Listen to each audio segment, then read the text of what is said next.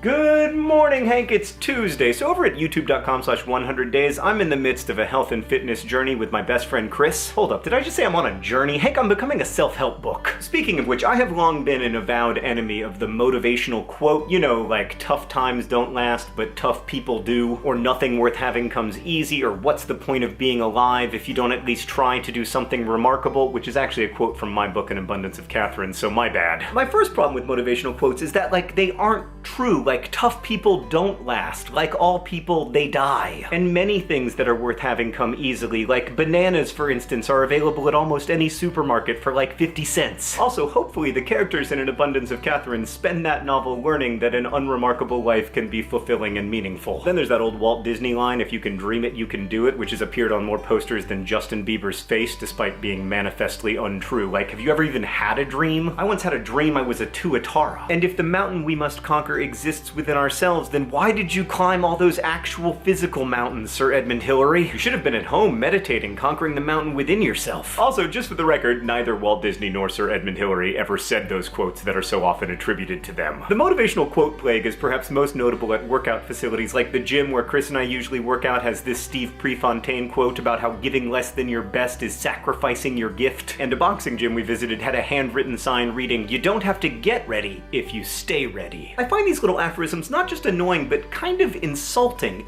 And yet, not to brag or anything, but I ran 9 miles yesterday, and around mile 4 I found myself thinking, you don't have to get ready if you stay ready. God help me, Hank, I've become a fan of motivational quotes. I'm on a frickin' journey. I kind of feel like my whole adult life has been a series of circumstances that forced me to reckon seriously with stuff I once easily dismissed. I remember living in New York in 2007 and railing against the sheeple buying houses in the Midwest, and now I'm a homeowner in Indianapolis and I quite like it. I used to think that best-selling books were by definition crap, and then I found myself quickly backtracking when I unexpectedly became the author of one. I've ridiculed parents for focusing on their kids instead of the world's kids, only to become a parent and understand that impulse, and I've said that popular music was dead, only to really like Beyonce's album Lemonade. But even now, I still haven't learned that when I want to roll my eyes, I should probably be alive to the possibility that the object of my disdain is more complex than I'm imagining. And so now, yes, I have become a person who revels in cliched, usually misattributed quotes in order to motivate me toward physical fitness. This is a surprise on several levels, not least because I have long dismissed physical fitness as a waste of energy when all that really matters about humans is their minds. But these past few weeks have already taught me that there is no hard line between the body and the brain, that running can be good for my writing and writing good for my running. I kind of thought I'd have to abandon my real work for 100 days while I focused on my physical health, but instead I'm finding myself enjoying writing more than I have in years. And even though I'm spending more time working out, weirdly I find that I have more time for writing too. These days I'm at the keyboard pretty much every day because, you